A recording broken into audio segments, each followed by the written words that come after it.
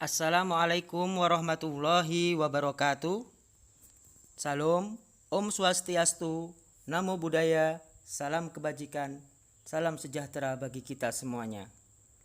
Pada kesempatan hari ini, saya akan mensosialisasikan SE Dirjen Desa dan Perdesaan Kemendas PDTT nomor 7 tahun 2022 tentang pemutakhiran data IDM tahun 2022. Indeks-indeks yang terkait dengan desa itu ada beberapa macam. Di antaranya ada IPD dari BPS, IDM dari Kemendas PDTT, Epdeskel dari Kemendagri. Yang mana masing-masing mempunyai tujuan yang berbeda-beda. IPD tujuannya untuk mengukur pembangunan atau perkembangan desa. Sedangkan IDM tujuannya untuk mengukur perkembangan status desa, sedangkan Epdeskel tujuannya untuk mengukur kecepatan perkembangan desa. Peran IDM dalam pengalokasian dana desa sangat berperan penting sekali, karena Kemenq menggunakan data dari Kemendagri untuk jumlah desa dan jumlah penduduknya. Sedangkan jumlah penduduk miskin menggunakan data dari Kemensos. Sedangkan luas wilayah, IKK dan IKG menggunakan data dari BPS, sedangkan status perkembangan desa menggunakan data dari Kemendas PDTT yakni IDM. Begitu pula dengan APBDes dan PAD desa. Sedangkan untuk penyerapan dan capaian keluaran menggunakan Omspan dari Kemenq. Adapun besaran dana desa dari tahun 2015 sampai tahun 2022 adalah sebagai berikut. Tahun 2015 20, sekian triliun. Tahun 2016 46, sekian triliun. Tahun 2017 60 triliun. Tahun 2018 60 triliun. Tahun 2019 70 triliun. Tahun 2022 71, sekian triliun. Tahun 2021 72 triliun. Tahun 2022 turun 62 triliun karena pandemi Covid. Sedangkan perkembangan teknik pengumpulan data IDM dari tahun ke tahun mengalami beberapa dinamika. Tahun 2016 IDM langsung menggunakan data potensi desa dari BPS. Tahun 2017 survei Kemendas PDTT. Tahun 2018 register semi elektronik dari desa, kecamatan, kabupaten, provinsi sampai pusat. Sedangkan di tahun 2019 sampai sekarang registrasi berbasis mobile yang terutama updating data dari desa, kecamatan, kabupaten, provinsi sampai ke pusat. Untuk mendapatkan data IDM yang berkualitas, perlu adanya koordinasi yang baik. Desa mengumpulkan data, didampingi dengan pendamping desa, kemudian desa memverifikasi sendiri hasil inputannya.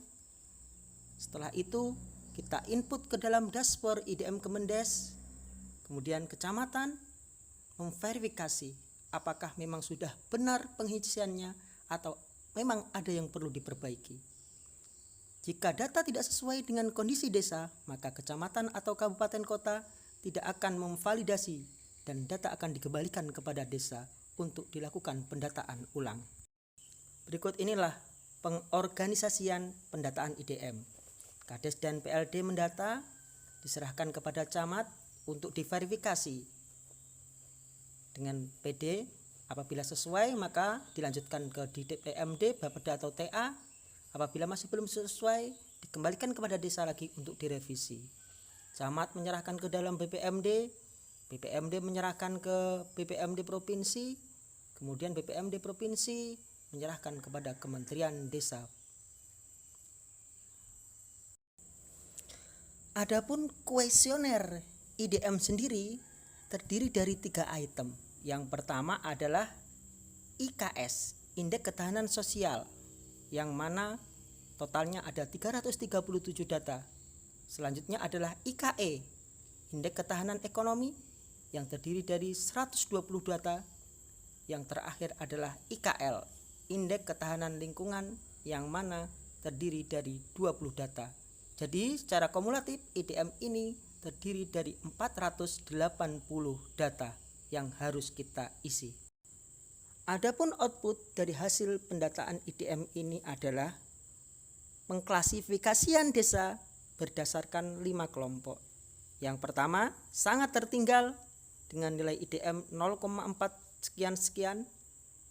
Selanjutnya, desa tertinggal dengan nilai IDM 0,4 sekian-sekian sampai 0,5 sekian-sekian. Yang ketiga, desa berkembang dengan nilai IDM di kisaran 0,5 sekian-sekian sampai 0,7 sekian-sekian. Yang keempat, desa maju dengan nilai IDM 0,7072 sampai dengan 0,8155. Dan yang terakhir adalah desa mandiri dengan nilai IDM lebih dari 0,8155. Berikut ini adalah peringkat IDM Provinsi Kalimantan Tengah secara nasional. Di tahun 2020, Kalimantan Tengah menempati peringkat ke-23 dari 34 provinsi yang ada di Indonesia, satu strip di bawah rata-rata nasional. Sedangkan di tahun 2021 naik 3 digit menjadi peringkat 20 dari 34 provinsi yang ada di Indonesia, yakni berada 2 strip di atas rata-rata nasional. Ranking IDM Kabupaten Kota Waringin Barat secara nasional juga cukup menggembirakan. Tahun 2020, Kobar dapat menyabet peringkat 45 dari 434 kabupaten yang ada di Indonesia. Tahun 2021 bisa nangkring di posisi ke-14 dari 434 kabupaten yang ada di Indonesia. Lalu bagaimanakah posisi Kota Waringin Barat ranking IDM-nya di tahun 2022? Mari kita nanti bersama-sama. Nilai IDM Kecamatan Pangkalada secara nasional juga cukup membanggakan. Di tahun 2020, Kecamatan Pangkalada berhasil nangkring di posisi 185 dari 6.514 kecamatan se-Indonesia. Tahun 2021 naik signifikan menjadi peringkat 61 dari 6.514 kecamatan yang ada di Indonesia.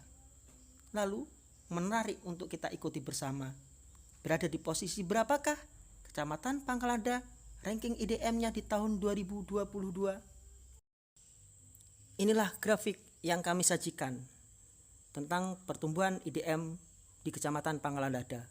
Tahun 2019 ada 6 desa berkembang, 5 desa maju. Tahun 2020 desa maju sudah naik pangkat menjadi desa mandiri, ada 3. Sedangkan desa berkembang yang semulanya 6 sudah berkurang menjadi 1, selainnya menjadi desa maju. Sedangkan di tahun 2021 sudah 7 desa mandiri, 4 desa maju. Akankah ada penambahan desa mandiri lagi di tahun 2022 di Kecamatan Pangkalada? Berikut ini adalah rincian IDM Kecamatan Pangkalada tahun 2019. Pangkalan 3 Pandu Senjaya LMJ maju, Makarti berkembang, Sumber Agung maju, Purbasari SRJ berkembang, Pangkalan Dewa maju, KDP Atas berkembang, Sungai Melawen maju, dan Pangkalan Durin berkembang. Sedangkan ini adalah data IDM Kecamatan Pangkalada tahun 2020.